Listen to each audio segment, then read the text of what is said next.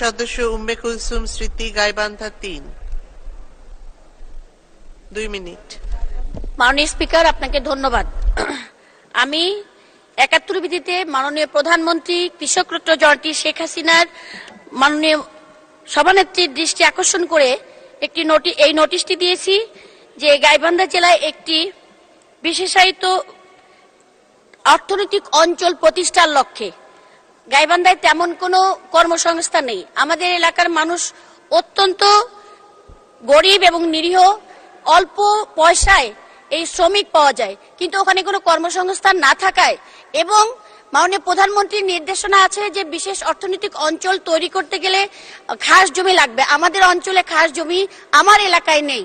কাজে এখানে যে জমিটা আছে সেই জমিতে যদি একেবারে বড় রাস্তার উপরে, হাইওয়ের উপরে যে জমিটাকে আমরা চেষ্টা করছি দীর্ঘদিন ধরে, আমি মাননীয় প্রধানমন্ত্রীর বরাবরে এবং বেজা একটি নোটিশও ডিও লেটার দিয়েছি যে এই অর্থনৈতিক অঞ্চলটা ১৫০০ একরের মতো জমি আমাদের আছে, কিন্তু এটার দাম খুব অল্প পরিমাণ, স্বল্প, এই জন্য যে এটার রাস্তা করতে হবে না। খাস জমিতে রাস্তা করতে গেলে যতটুকু পয়সা ব্যয় হবে তার চেয়ে আমরা বিশ্বাস করি যে সমপরিমাণ অর্থ দিয়ে আমরা এই জমিটাকে কিনতে পারবো। কিন্তু যেহেতু মাননীয় প্রধানমন্ত্রী একটা নির্দেশনা দিয়েছেন যে খাস জমি ব্যতীত বিশেষ অর্থনৈতিক অঞ্চল হবে না, তাই আমি এটা মাননীয় প্রধানমন্ত্রীর দৃষ্টিতে আনার জন্য ৭১ বিধিতে নোটিশ দিয়েছে।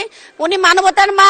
আমাদের অঞ্চলের সম উন্নয়নের জন্য গাইবান্ধায় তেমন কোনো কর্মসংস্থান নাই বিধায় আমি মাননীয় প্রধানমন্ত্রীর সদয় বিবেচনার জন্য যে জমিটা ক্রয় করে অল্প মূল্যে, এবং যেহেতু রাস্তা করা যাবে না সেহেতু ওখানে একটি বিশেষ অর্থনৈতিক অঞ্চল করা যেতে পারে, এটাই মাননীয় প্রধানমন্ত্রীর দৃষ্টি আকর্ষণ করেছি।